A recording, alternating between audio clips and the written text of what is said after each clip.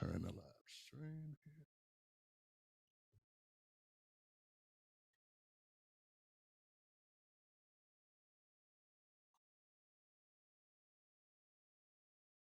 And we are going live. We are live now. We are live now. Make sure that mic is off. All right, folks. And we are live.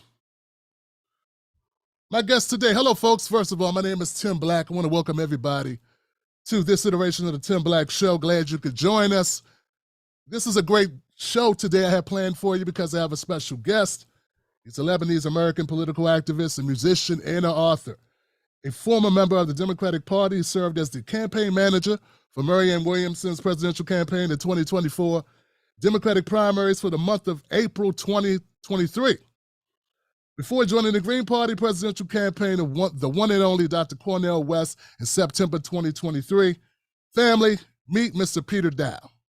Pleasure to be here, Tim. Thank you. Thanks for having me. Thank you, sir. Thank you. Got it. Okay. Peter, first of all, I'm sorry. Mr. Daou, can I call you Peter? Peter, of course. Call me Pete if you want. Thank you, brother. Thank you. I'm going to lower my mic a little bit. I think I'm a little hot. Mr. Peter, based on your previous interviews, I'd just like to reiterate a few things and then get brief answers and then kind of move us forward in the live stream. But I want people to be on the same page with where we are right now. My end game for this interview is to move this conversation forward beyond the theories, the paranoia, the suspicions, and let's be real, some of these are smears and accusations. I'd like us to get to the game plan of the West Campaign and get to how actual supporters, not mindless followers, but brain-thinking people with hope, but also cognizant of what's going on, people who have decided that they want to participate in this campaign. So I want to give them something to be involved in, and I want to give them as much information as possible to make this Cornel West presidency a reality. How's that sound to you? Beautiful. That's exactly where we should be focused. Thank you, brother. To get things started and kind of get some stuff out the way that's already been sort of addressed, but once again, maybe some of my people haven't seen it. Were you a soldier in the IDF? And no. Okay. Unequivocally, no. That's perfect. That's perfect. Okay. Is it correct to say you had no part in the brutalizing or murdering of Palestinians? Not even remotely any association whatsoever. I condemn anything like that. I've never harmed a soul in my life, Tim. When did you sever ties with the Lebanese forces? It wasn't even about severing ties. I was conscripted against my will. I was a teenager. I was forced to do military training, and I tried very hard to get out of the country, and I finally did. Went back only once in probably 20 years at this point. So It wasn't even, I had no ties to them. I was a child who was trained by them. So I was never a member. I was a child conscript or trainee. I appreciate you being forthcoming on that. There have been people, and I'm sure you're aware that some say that you were at different ages when this period took place, and that's part of the reason for the question. Yeah, well, just to clarify, I mean, I was born and raised in Lebanon, although my mother's American, so I'm a U.S. citizen by birth.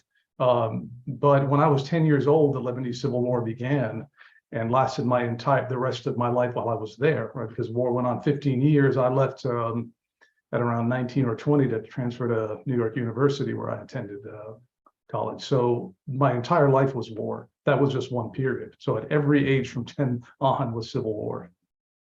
Got it. That's pretty much I have on that particular topic. I just wanted folks, I realized that there are going to be some folks, I'm sure you're aware of this, Peter, that no explanation was going to suffice for that.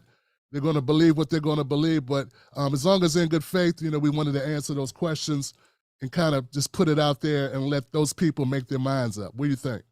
Absolutely. Look, it's important. One of the things, Tim, that the reason I'm here with you, and I've talked to a couple of other people, is to clear the air for Dr. West. This is not about me. People can attack me left and right. I don't really care. I've been through so much in my life that somebody on Twitter saying you're a bad person or you've done this or that is irrelevant. But what I don't want to happen is to have falsehoods and lies and smears that then affect Dr. West and the mission that he's here for and his supporters.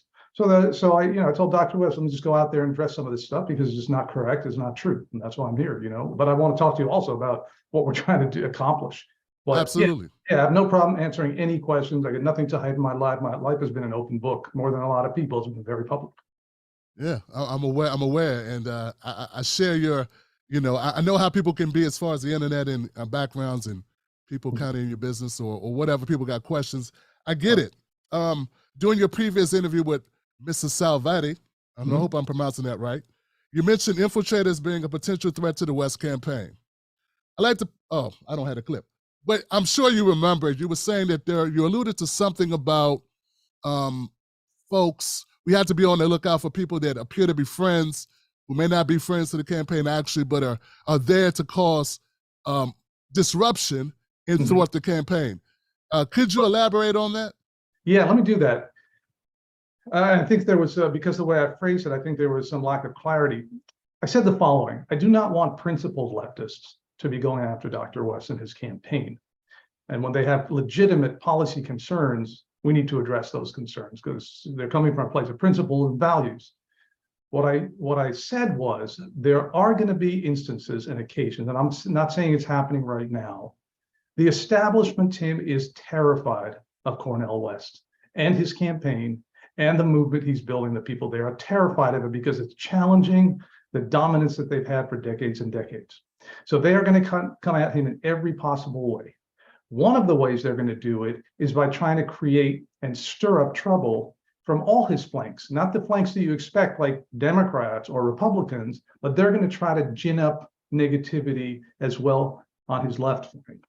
Now, I'm not saying anybody out there criticizing me or criticizing West as a planter and infiltrator. What I'm saying is there are principled people who will have legitimate complaints and certainly concerns about my work during the Clinton era, in which I was a very aggressive Clinton advocate and fought with Bernie supporters, and they're angry at it. I get it. What will happen though, because I know how the DNC and their tricks work, they're going to try to amplify that, and they'll amplify it with bots and trolls and anonymous accounts and make it seem like there's some big hullabaloo. But let's be real.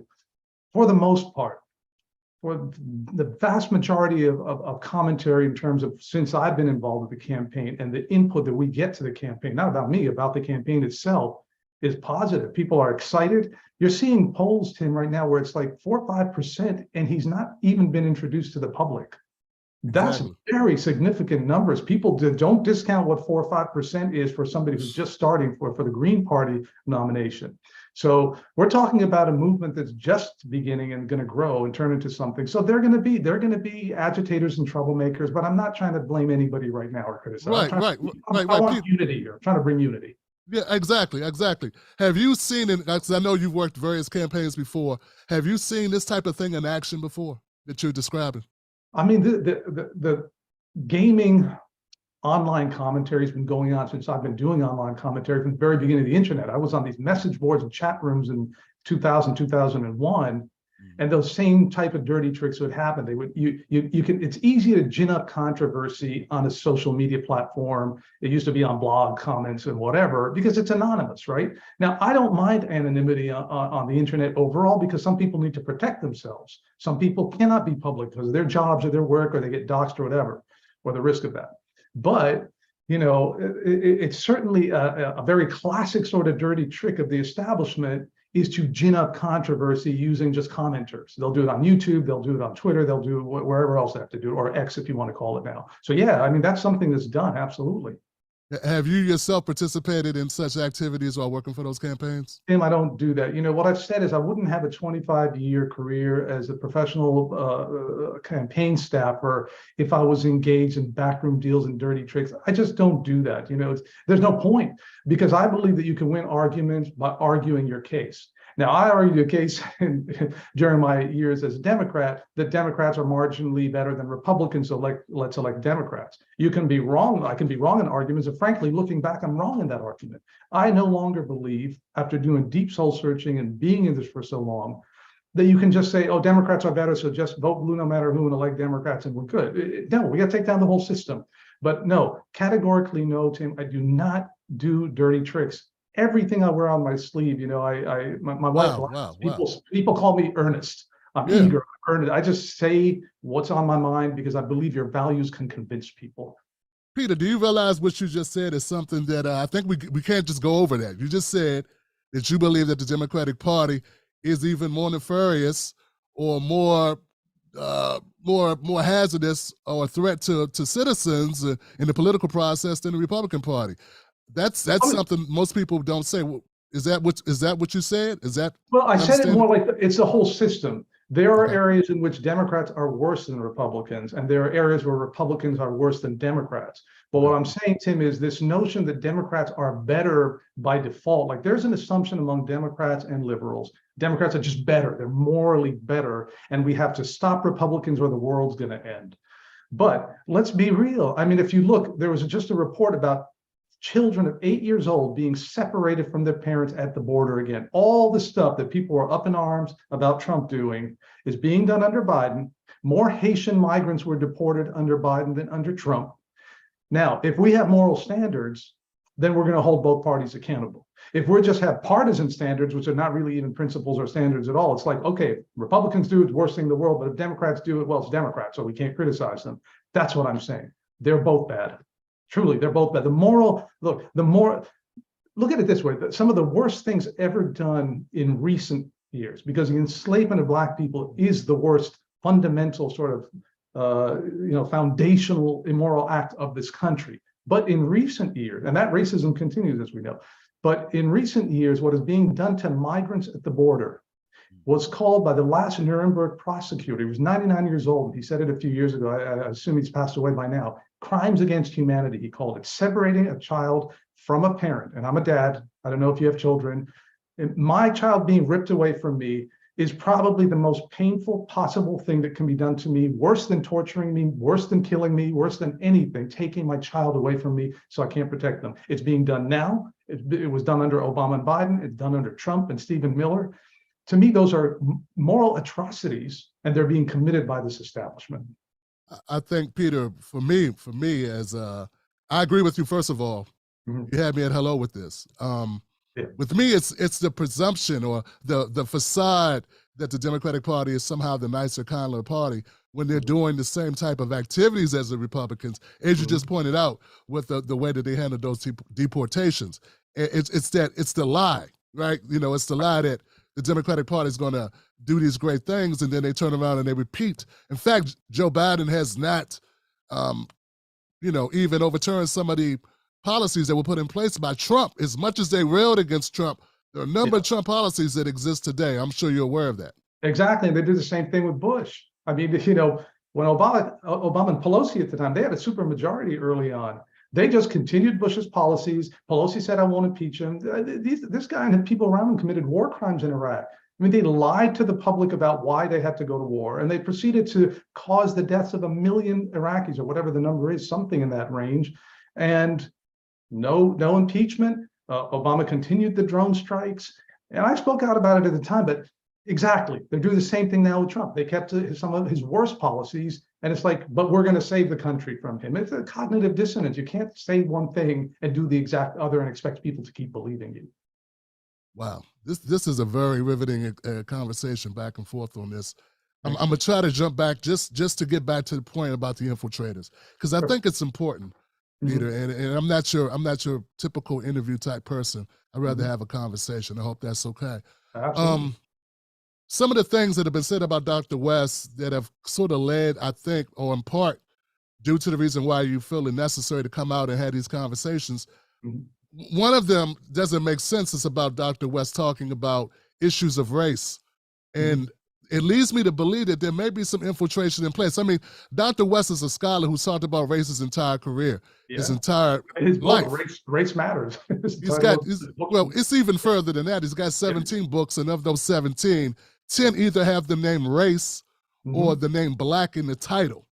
So for people to imagine that a candidate, a scholar, a foremost public intellectual for the Black community and all communities, frankly, but James Baldwin, to imagine that person would not bring up race, that wouldn't be something that he would talk about, that seems to me to be a coordinated effort, a smear, in my opinion. I don't know if you can go that far, but I would like to get an opportunity to respond to that.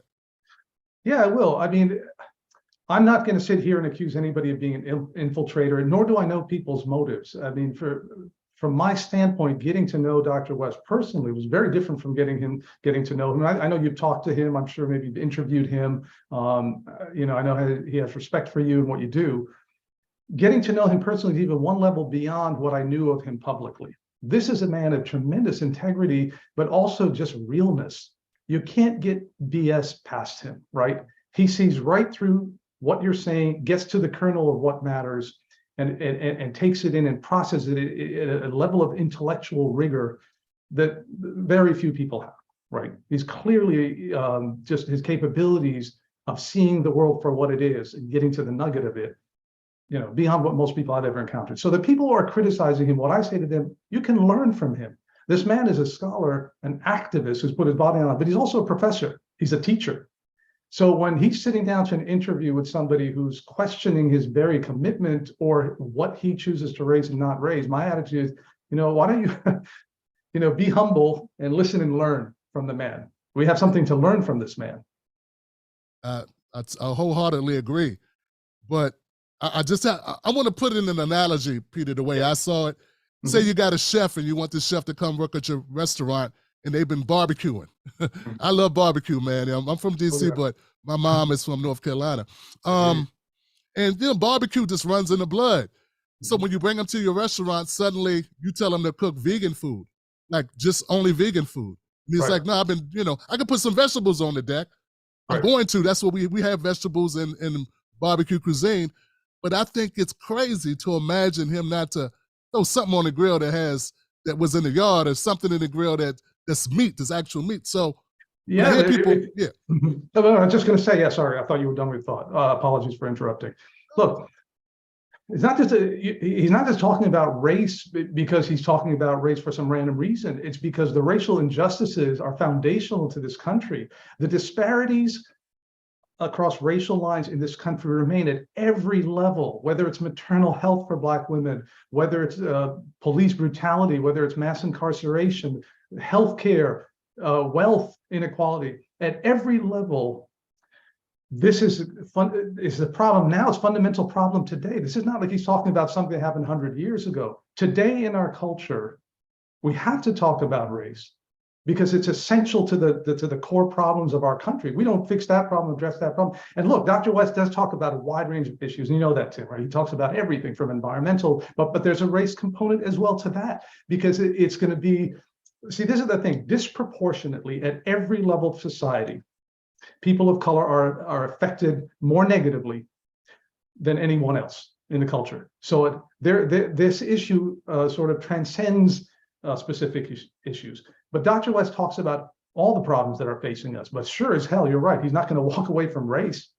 It's a core problem of our country. And he's going to talk about the stuff others are afraid to talk about, because you'll have the Republicans and Democrats, oh, we can't talk about this stuff because it'll alienate this block of voters or that block of voters. That's not how he campaigns. He's going to talk about the truth. He says truth and justice, and he means it. Well, I'm going to move on from that just because I don't want to, I could talk to you all day about that, just because it's so close to my heart. But becoming a campaign manager, let's get to that.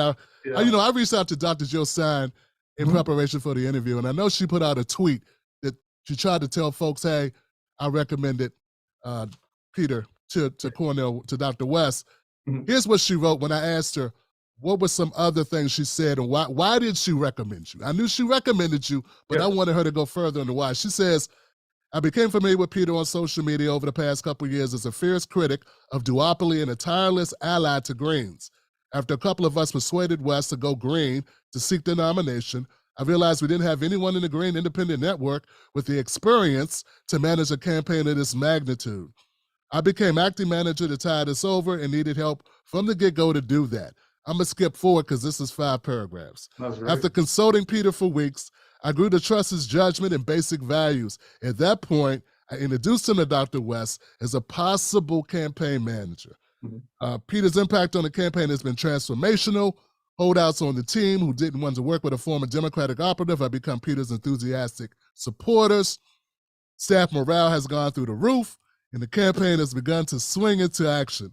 I'm very hopeful this campaign is now rising to meet this historic moment as a vehicle for poor and working people to fight back against the elites throwing us all under the bus, to challenge empire, save the planet, and unleash democracy.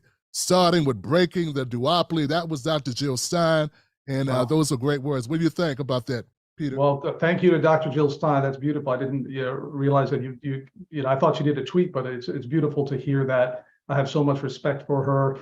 During the days I was in the establishment, the way she was portrayed and treated, and it was just horrible. Getting to know her as a human being and such an accomplished individual, a Harvard-trained doctor, you know, nobody talks about that part of it, but also just her commitment to the cause. So I got to say, Tim, it warmed my heart to hear that. And I've tried to bring to this campaign a certain level of experience and discipline and structure that will make people feel empowered. Because without the discipline and the structure and the integrity to the process, it can't work. Campaigns and candidates are two separate things. They work. They're two sides of the coin, but there are two sides to the coin. One side is a candidate, and the other side is the campaign, and they work together seamlessly. And if one side is not working, this thing is not going to function. Now that's my job. My job is to make sure the campaign side of things carries the candidate side, Dr. West, to his destination. You know, as I was looking through your background, Peter, I was looking for the title campaign manager. I frankly don't know enough to know what it entails to be a campaign manager. But what about your background? She didn't specifically say what about your background as far as duties. Have you run a campaign before? Were you close to the person who ran? Were you assistant campaign manager? I don't know. Please explain. Yeah, I will. So I got into presidential politics in 2003. I was an anti-war activist protesting Bush. And when I say protest, I mean every protest up and down the East Coast, every sit-in, every possible way I could raise my voice and speak out against the war and the Bush administration overall and their policies, I did. And then I was brought into the Democratic Party as sort of a liaison to the progressive community, because they knew I was in the anti-war community. It's like, well, we can use your help connecting to that community and tell us what they think about, what they feel, sort of like a connector to that community. But as part of that, in 2003, John Kerry's campaign hired me during his presidential campaign. He was way behind the polls. He was like 5-6%. I was part of a team of maybe 20 people initially, and went on to become hundreds of people. We won the primary in Iowa. He had been way behind, and I'm not taking credit for that. I was a staffer just responsible for blogs and social media. Well, it wasn't even social media at the time. So I saw the process of going from the beginning of a campaign to winning a primary to going through a general election. In the general election, I was placed in the war room of the campaign. And the war room of the campaign, as those who've been in campaigns know, especially a presidential of that side, the general election is a massive operation. You have, TV screens all around. You got incoming. It's sort of like if you see a trading desk for a top trading firm, all these like blinking screens, or like an emergency room. It's a very intense experience. All the top staffers are there. The top advisors are there. And when the candidate comes, that's where they stay. The campaign manager is right around that area. So that experience in a war room for a year of a presidential campaign, and I was learning and watching and listening, and part of the team. I was in the top meetings talking about how we're going to get information out, deal with stuff, right? But I was not a senior staffer at the time, but I learned from the senior staffers, right? I was talking to, I don't remember, one of the interviews that Susan Rice was sitting 2 desks away from me. It was the people who went on to become the Hillary Clinton campaign. Jake Sullivan, who's now the national security advisor, was like, a couple of offices away from me. So, the people who work at presidential campaigns, Tim, at that level in the establishment, go on to the top jobs in the country. They end up basically working the White House or running the country. So for me, I did 2 presidential. The next campaign was Hillary Clinton 2008, in which I was a senior staffer. I ran an entire department. I ran the whole digital department myself. So it was a massive budget, staff of more people than a small presidential campaign in another or congressional campaign. Large staff. I ran that staff. I was part of senior meetings, dealing with a candidate. So that was another set of experience of being in a leadership role inside a top campaign and a massive operation. Again, working out of the war room. Those 2 campaigns, from there, I worked with a lot of organizations, all of them Democratic progressive organizations, all in causes, whether it's the United Nations Foundation or Campaign for Tobacco-Free Kids, Amnesty International, those types of groups. I was an advisor to them, digital advisor, always working for Democrats Progressive my entire career. And then I worked for a lot of congressional candidates over the past 5, 6, 7 years, in which I was sort of like the advisor to the whole campaign. I wasn't running it, but I was seeing every piece of it. So here's the thing, Tim. In campaigns, There are so many parts that people don't recognize are important. And I have touched on all those parts. I'm fortunate to have seen all those parts in action. Marianne Williamson was my first official campaign manager title, but in all my previous roles over the past, say, 10 years as an advisor to progressive congressional campaigns and others, has been in a role of knowing everything that's going on. In some cases, to come restructure the campaign because it's not working. But I've always taken a senior advisor or strategist role, but it's a very similar role. So in so many campaigns, my job has been what's broken, how do we fix it? Why is it not working? And to do that, Tim, you got to know every aspect of the campaign as well, if not better than anyone else on the team. And that's hard to do. It's like a coach in sports, right? They have to know every player's skill. They have to know every play, every move, every sort of, sort of strategy for victory. So that's the level of experience I brought to this. And there are not a lot of people with that experience over the years who will work for the Green Party.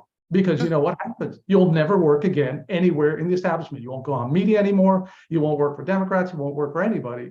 You won't work for organizations. So it's like you get blacklisted permanently. You basically. But Peter, isn't that a concern that you have about? I mean, you're a relatively young guy. We're about the same age, man. I'm sure you got other things you want to do. Why would you make such a sacrifice at this point in your career? I've never been about the money. Leela and I, my wife Leela and I, have always been about the cause and the mission and never looking at the money. For some people, they'd say that's a flaw.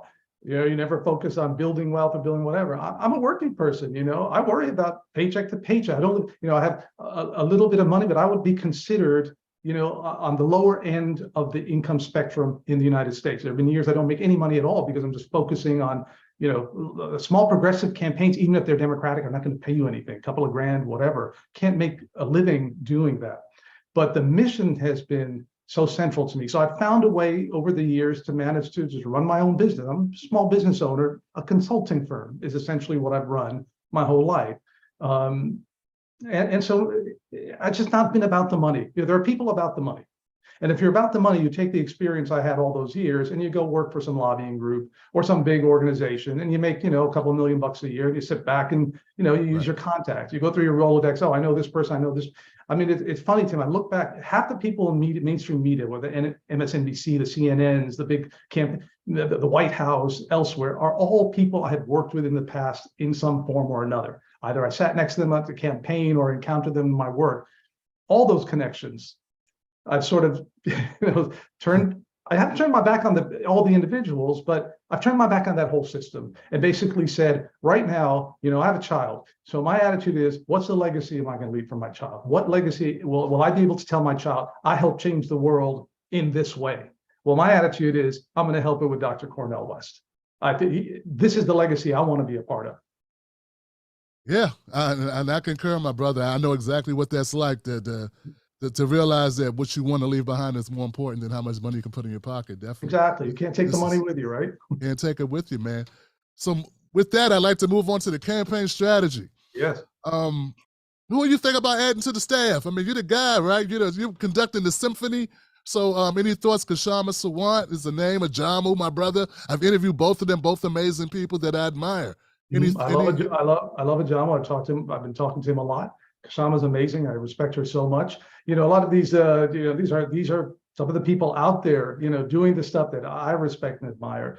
In terms of bringing people to the campaign, there are two parts of that process. So I like to be very transparent, straightforward about what we're doing. This is the very early phases. I've been on the campaign 10 days now. So a lot of my job now is just structurally to make sure all the screws, the nuts and bolts are tightened, everything's in place from a structure perspective, from a staff perspective, from the digital, social media, fundraising, email appeals and all that.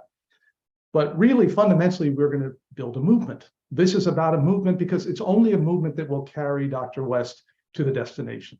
We have to activate the grassroots, focus on organizing. I've said this before, I'm a national politics person in terms of what I do, but that's what I have to do because this is a presidential campaign, it's a national campaign. For me, in terms of who are the staffers I'm looking at, ground level organizers, the people who have been there and put in the work in their communities and can help us sort of spread the message and get this moving as a movement. Now, is that a process where I just snap my fingers and hire 10 people and we're done? Of course not. This is a process of talking to people, seeing who's out there, seeing the areas in which we really need to build this thing up. So the mechanics of it is one piece of it, but we're going to build a movement and we're going to reach out to organizers. We're going to bring really talented, smart people on board. And that's in the end, Dr. West's choice, who he wants as part of his team. But I'll bring people to him and I'll say, look, this is somebody I'd love to have. He makes that final decision, not me. And he has great people around him. Or let me tell you this, he got great people around him already. He and Dr. Anahita, who's his wife and his partner, have surrounded themselves with some of the most amazing people. So I'm already in a place where, you know, the intellectual capability, the activism, the devotion is quite astounding. And this is like high level, like dedication to the cause, and it's very exciting. You know, and part of what you just alluded to there is the reason for some of my frustration. Some of these people that have, and actually mainstream media kind of started this. They were like, hey, Dr. West, we think people are misleading you. Maybe some people have you fooled into running against the Democrats. And it was like really condescending that they would suggest that Dr. West and the other Dr. West, Mrs. Dr. West, were somehow out of their minds, or they were succumbing to pressure from leftist activists. That's something that they were doing under their own volition. But that's the piece of it that I have to say rankles me. I'm not going to lie. You know, implying somehow that the Dr. West and Dr. Anahita are somehow gullible people who are going to just be fooled by anybody that comes their way. That's insulting, and it's condescending, and it's demeaning. And that stuff I just reject outright. You know, you can disagree with me or other hires or decisions or policies they've had, but this indication that somehow, and not just him, like, you know, John Chris Hedges, you know, Jill Stein, these are people who've been devoted to the cause, and especially Dr. West.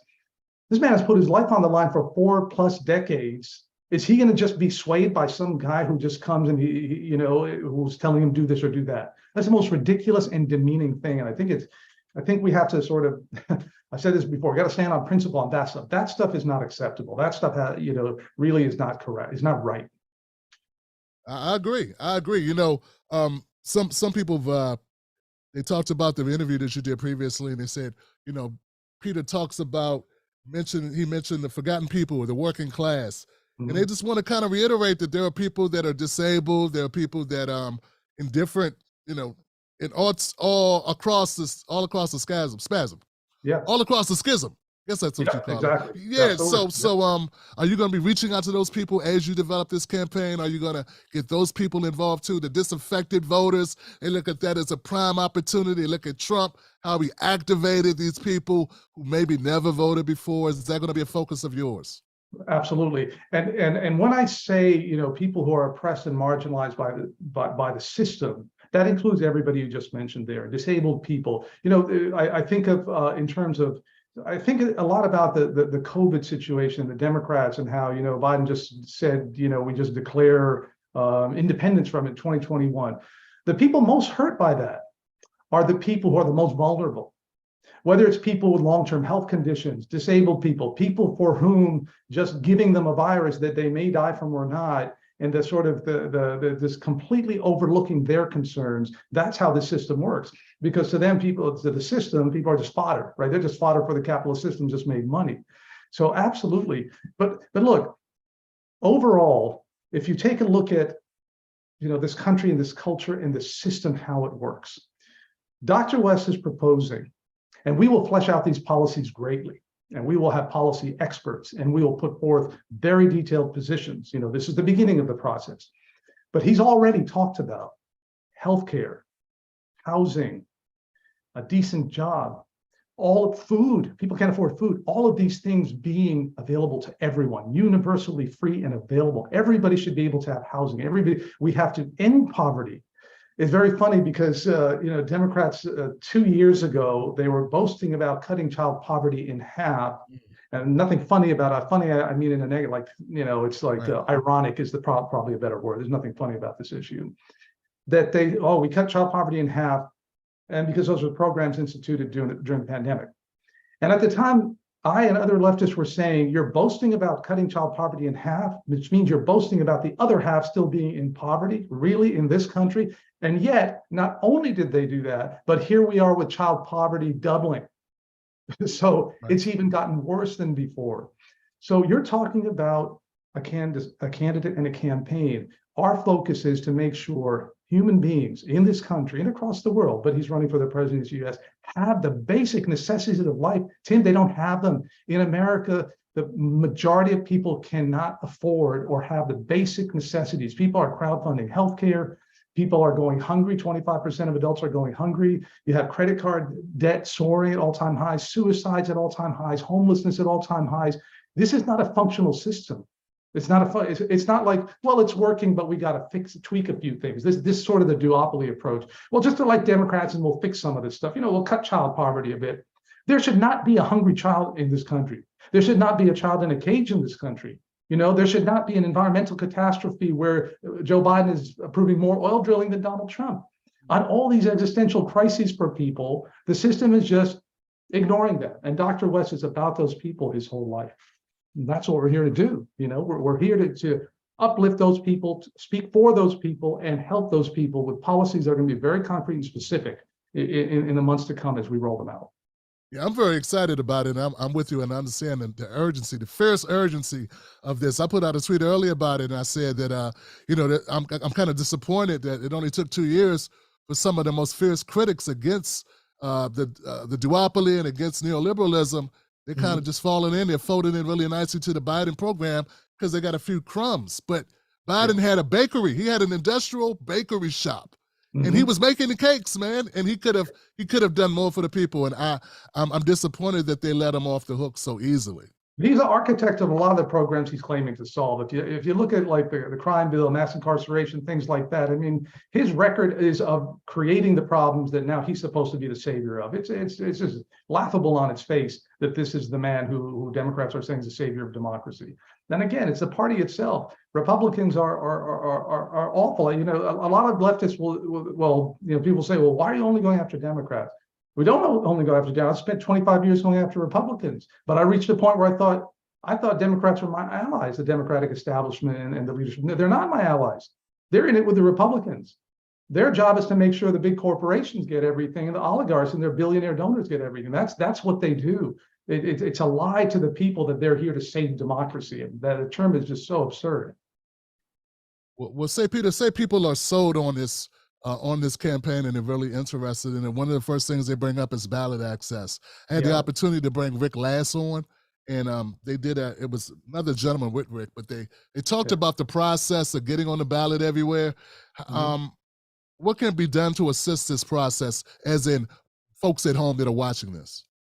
Well, Rick is involved, and he's amazing at what he does. And our intention is to be on the ballot in all 50 states.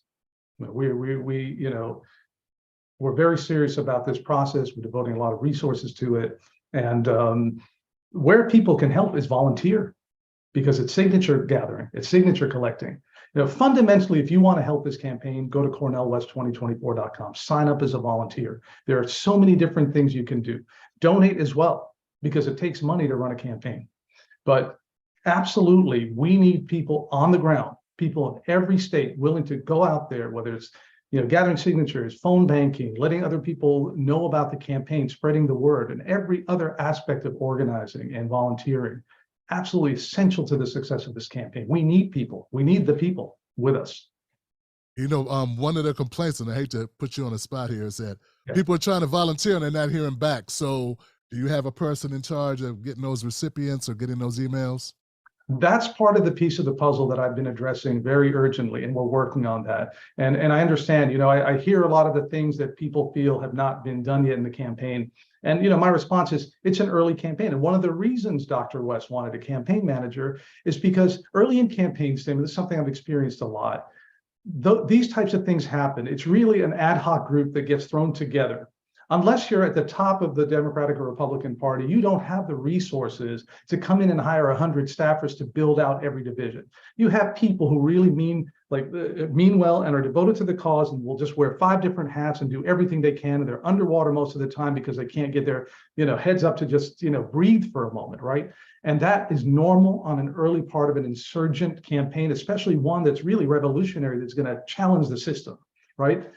And those things, my job is to address those things, to build out a volunteer operation which people are respected and listened to. People have ideas for the campaign, via press requests, podcast requests, all sorts of things. The incoming is nonstop, right? It's like hundreds and hundreds. Every few hours, we get like another 100, 200, 300 requests from all across the board, which is wonderful because people are interested in this campaign. This is what's so exciting. The process of sort of filtering through all of that and making sure everyone is heard is very important to me, because I respect everybody who wants to be involved. So I will say on my behalf as the campaign manager, we are going to make sure you are heard. If you have not been responded to and you have contacted the campaign, we are going to make sure that you have been heard, that we have read what you have to say. If we're not able to respond in a timely way, please understand that's just because of the influx of all the inquiries we're getting and all the interest, but you will be heard. And whatever you send will be read, positive or negative. If you have feedback or commentary or some ideas or suggestions, we are listening. One of the questions of, I'm sure you're aware of all the requests for Dr. West to be everywhere. Yes. And, I've told people exactly the same thing, Peter. Right. I say, look, it's only been running for like a month. Like, it hasn't even been a month since he's announced the campaign in Mississippi. And they're like, they don't want to hear that, Tim Blackbeck. I don't want to hear that. We need him down here with the union workers. We need him out there with the auto workers. We need him down in Stop Cop City. And so any plans for Dr. West to attend those areas and be a part of that on the ground? Yeah, absolutely. Absolutely. All those things and more. And it's exactly what you said. He's one man and he can only be in one place at one time, of course. But when people say that, I've got a lot of that, like, well, why didn't you go to this thing or that thing? I love that because that's feedback. It's like, okay, great. Yeah, we're doing that and we're doing that and we're doing that. But I welcome those types of comments. I don't take those negatively. That just shows me people want him to succeed. When a person says you should have gone here, my first reaction is, and I tell the campaign same thing, this is somebody who wants us to win. This is somebody who cares about whether we're successful or not. Now, are we going to be able to respond to every request to get Dr. West everywhere? No, of course not. He's one human and it's one campaign and we can only do so much. But I can promise you this, he will be where he needs to be, out with the people, out on picket lines, out with strikes, out in marches, because that's who he's been his whole life. This is not, here's the thing, Tim, a lot of politicians will do that. And they do the glad handing and they do the optics and the photo ops with babies and all that stuff once every 4 years for a campaign, or 2 years or 6 years, whatever it is, right? Dr. West's been doing it his whole life. The difference between him and the people he's running against is he's the real deal. And because he's the real deal, I was with him in New York at a climate march. The level of love that comes his way, you see young people come to him and treat him like an elder, like a teacher, like somebody they embrace. The love between him and the people on the street. These are the people who formed this country, who are being downtrodden by the system. He's the real deal. He doesn't have to create photo ops just to show I'm in solidarity, because he's been in solidarity with the working class and the poor his whole life. That's a great way to see it, Peter. I'm glad you look at it that way. Yeah. I'm overly protective of Dr. West, and I've been an admirer of his work for 20 years myself. So being able to work with him, meet him, interview him, be in person with him in Ohio as we supported Nina Turner's campaign was like a dream for me as well. So and you did the Stop Cop City. I was on that call. Oh, yeah. And you were. That was great to see you there as well. So yeah, you've been there with him. You see what he does. But so it's kind of hard sometimes to separate that from myself. But you're absolutely right. You've heard him, folks. Peter saying when you complain, that's good. That's good complaining. When you're complaining that you want Dr. West. They care. Yeah. I want people to care about the campaign.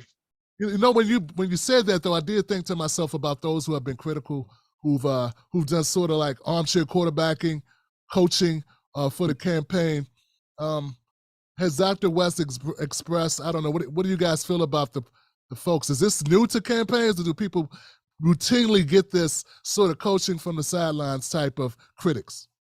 It's in the campaigns I've worked on, some of the larger campaigns, there's always advice that comes in, friendly advice that comes in from different areas. Typically, what I've experienced in the higher levels of the Democratic Party, and it's certainly the same Republican Party, is the people who want to be heard are the big donors, and they get heard.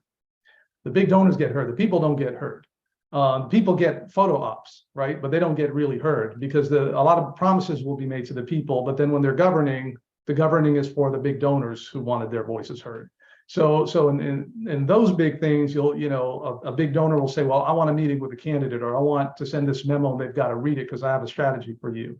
What I'm feeling with Dr. West here It's at the ground level. It's like people who are affected and who have hope in his campaign. And I recognize something, Tim. I got to say, in the last couple of interviews I did, there was this constant refrain of Bernie Sanders and the squad let a lot of people down. And so people are now nervous that Dr. West is going to do the same thing. And I can promise you, this is not that. This is not the same as that. Dr. West has been who he's been for all his life.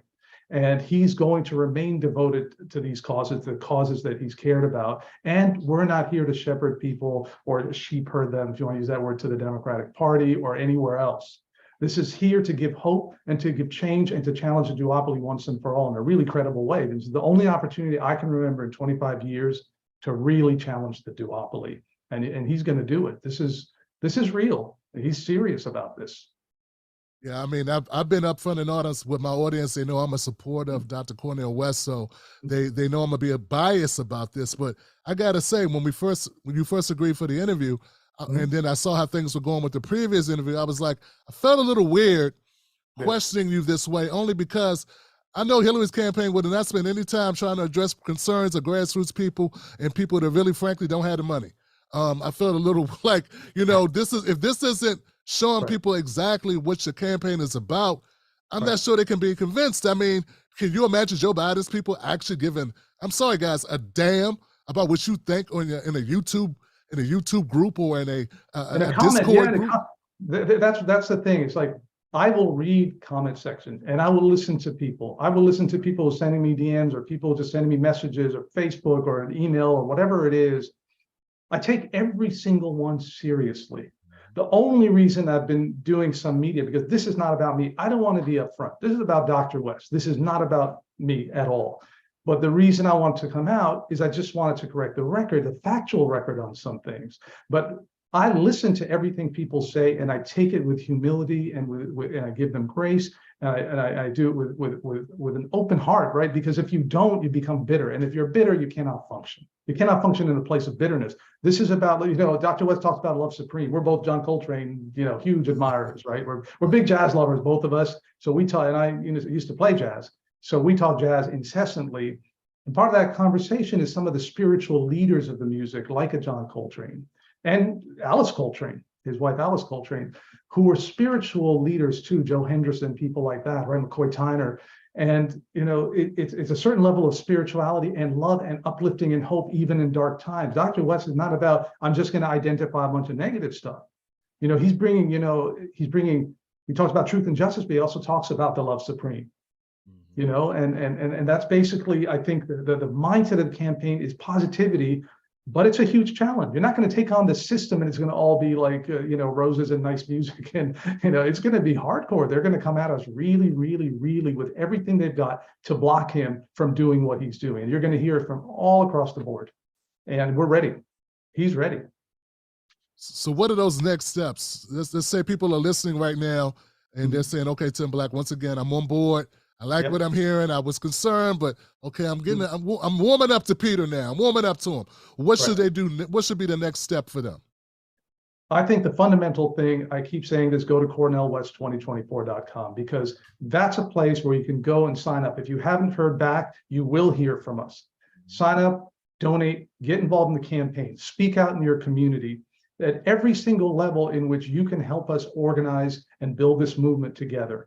Every single person matters. If there's one lesson, Tim, that I have learned in American politics, every vote matters, every person matters, and people discount that and think it's a cliche, and then you'll see an election won by 3 votes or 5 votes. And it happens over and over in every cycle. We need you to vote. We need you to mobilize. We need you to be active, speak out on social media, donate, do whatever you can do to take action, phone bank, whatever it is, to help us build this movement. Just you spreading the word. If you're interested in this campaign, and also, this is very important, do not buy the mainstream propaganda. Because here's the deal, Tim. What they're going to try to do, and when I say they, the system, the establishment, Democrats and Republicans and their media outlets, or their media megaphones, which are the big media outlets, right, the corporate media, they're going to tell you every day for the next 14 months, Dr. West is a spoiler. Dr. West is taking votes away from this person or that person, whether it's Biden or if it's not Biden, some other Democrat. That is propaganda. Because I can flip it on its head. Joe Biden is taking votes away from Cornel West. Argue. To give me the logic of why one is taking away from the other, unless you feel entitled to a vote. Joe Biden is not entitled to anybody's vote. Nobody in a democratic system, there's nobody entitled to your vote. You got to earn the vote.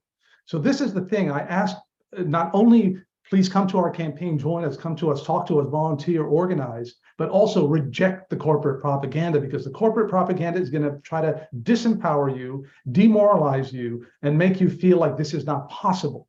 But if we always went by what was not possible, nothing would ever change in life. Dr. West is like those legendary leaders who will go for what's said to be not possible. You know, we wouldn't have a Dr. Martin Luther King if the man kept saying to himself, it's not possible. We'll never change this country. It's been built on slavery and it's never going to change. You have to believe in the so-called impossible, and you have to make it possible. This is what this campaign is about. If somebody keeps telling you, well, don't even bother voting because you're wasting your vote. That's the stuff, Tim, that we have to reject so forcefully in this campaign. Well, if anybody's going to inspire people to come out and kind of move past that type of apathy, will be Dr. West, because when he speaks, people are motivated. They feel the sense of sincerity that frankly they don't get with a lot of other politicians. So because he's not a politician. Maybe that's what it is. But what an amazing inspiring. You know, I was at the climate march with him. He took the mic for a sec.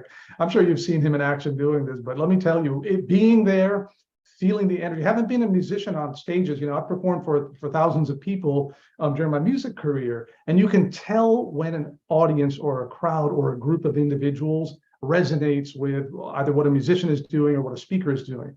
Let me tell you, Dr. West stood up and took that mic. Instantaneously, everything froze. That whole block of New York, I don't know, we're like 54th Street and Broadway or something. Everything around us just froze and was captivated by this man. And every word he said, they were riding those highs and lows with him. And that's the power of somebody speaking from the heart at that level of integrity, is that people will resonate with it. And that's what's going to drive this campaign, his ability to connect with people at a deeper level than just a politician giving you their little focus group, you know, little talking points that somebody wrote for them and put it in a briefing for them. You know, that's how a lot of the system works, right? They got a briefing book with talking points that their communications director wrote, who probably worked at, you know, some advertising firm before. And then went and got a focus group or some poll or did some dial testing, like, oh, they like this phrase, so we're going to use this phrase. This is not, you know, right. Dr. West goes from the heart. It's going to be very different from typical politics. So I know October 3rd, you're going to be in D.C. For an event here. I saw that. What else is on the itinerary? I'm sure people want to come out now. Everybody's like, Tim Black, we got to get out and support Dr. West. When will he be in my state or in my city? Yeah, he said he's planning to go show solidarity with the UAW workers striking. I mean, and you mentioned the DC stuff. So look, again, he's just been doing this. Like, he goes where the people are. You know, we're going to look at the situation at the southern border, some of the, you know, the human rights abuses that are going on there. What's happening is, you know, we're building the campaign, we're just starting. And as we grow, the one thing that's going to 100% be the case is Dr. West is going to be out there with the people. That's a given. He's not going to sit back like some other candidates and just sort of like, you know, pontificate. He's going to be on the ground with the people that he's represented his whole life. So, you know, you'll see, you know, we'll put on the website, the schedule and stuff like that. People will know where he's going to be, and there'll be opportunity to connect with him. I just want to revert back real quick to something you said at the onset of the interview. You said that Dr. West was at like 5% in the poll, brother. That's huge. That's huge. I didn't want to stop then because I knew I had a lot to get through. I got through all my questions. But I want people to recognize how big that is. I mean, Tim Scott would die for that number right now. Nikki Haley would run over a cat, and I would be very mean to her to do that. I'm sure there's very little she would not do to be at 5% right now. How did he get to 5%? Yeah, I think it was 4%, the most recent one I saw. But again, hovering in that range already, not really fully introduced to the country yet. You know, he's running for the Green Party nomination, so he's not even getting the attention the Democrats and Republicans are getting because they have the name recognition. So at this early stage, to be seeing numbers like that is extremely promising, and it's going to rise. You know, and it's going to be a process. We got to build this movement out. We got to get people excited and energized and part of the campaign. But you know, change is coming. There's no doubt about it. This is not the same as previous cycles, and people are, you know, very excited. The people who he's going to serve are excited, and the people who he's going to challenge are very nervous. So just watch out. I mean, good things are coming. Well, Peter, man, I want to thank you once again for coming on the show and sharing your thoughts and giving us some of the behind the scenes of what's going on with the campaign, how things are going to progress. And is there anything else you'd like to share with the audience? No, I just want to thank you, Tim, and I want to tell everybody, look, I'm about love and unity, and we have to work together. This is a mission. This is a cause. Dr. West is a leader, and we're going to follow and learn from him, and we're going to help him. We're going to help him do this. It's all of us in this together. It's not one individual. It's all of us together. And it's to serve people who are, honestly, let me leave the last word. People are suffering, and they're suffering deeply, and this is not words. They are out there not able to pay their bills and feed their children. This is not something we can accept and just keep going like things are okay. This is why we're rejecting the duopoly. The duopoly will keep that going on. I do not want to see children sleeping in the streets of the country that I live in. And this is how I feel I can make that difference, following Dr. West in this campaign. Boom. Boom. That's it, guys. Once again, this is the Tim Black Show. You just met Mr. Peter Daou, campaign manager for the Cornel West 24 campaign. And look, go to cornelwest24.org to get more information about the campaign. I appreciate you guys joining. Share this with a friend. Let them know what's going on with the campaign. Remember, don't let nobody take your cornbread. And it's a new day right here on the Tim Black Show. Thank you again, Peter. Thank you, Tim. My pleasure. Thanks for having me. My brother, thank you. All right.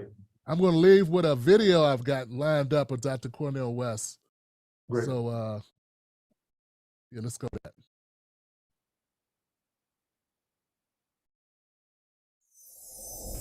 After 37 years teaching in the new Jim Crow, 62% of those incarcerated are there for soft drug offensive. 3 precious generations of poor black and brown brothers locked up. We spent over $600 billion. It's a Marshall Plan for the prison industrial complex, not for jobs with a living wage, not for quality education, not for decent housing. When it comes to these issues, we can't find the money. But oh, when it comes to the new Jim Crow, that money just flows like we're going to war. For me, that's a crime against humanity. And we have to call it for what it is. Michelle Alexander's right in the new Jim Crow. What society would allow that level of incarceration of its precious youth? It's 1 out of 3 young black brothers between 18 and 26 on parole, on probation, or in prison in our urban centers. Now, everybody knows if that were happening on the vanilla side of town, it would be a national emergency. In these bleak times, I have decided to run for truth and justice, which takes the form of running for president of the United States as a candidate for the People's Party. I enter into quest for truth. I enter into quest for justice. And the presidency is just one vehicle to pursue that truth and justice, what I've been trying to do all of my life. I come from a tradition where I care about you. I care about the quality of your life. I care about whether you have access to a job with a living wage, decent housing, women having control over their bodies, health care for all, de-escalating the destruction of the planet, the destruction of American democracy. Democracy creates disruption. It creates an eruption. It creates an interruption. Wide from below, the energies of everyday people is manifest. And I know there are precious people in your life who you care for. That's why it's important for you to be involved, important for you to participate. We're not talking about hating anybody. We're talking about loving. We're talking about affirming. We're talking about empowering those who have been pushed to the margins, because neither political party wants to tell the truth about Wall Street, about Ukraine, about the Pentagon, about big tech. Neo-fascists like Brother Trump or milquetoast neoliberals like Brother Biden. Wow, well, I'm so happy to make a world-shaking decision. You know what I mean? Well, I know gangsters when I see them. And gangster's not a subjective expression, it's an objective condition. Do we have what it takes? We shall see. But some of us are going to go down fighting, go down swinging with style and a smile, accenting the best in you and trying to tease out the best in me. Let's do it together.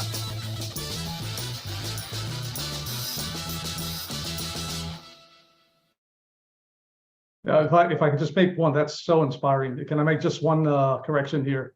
Please do. Dr. West running for the Green Party nomination, and go to cornelwest2024.com. Just want to make sure people go to the right website. Yeah. .com. cornelwest2024.com.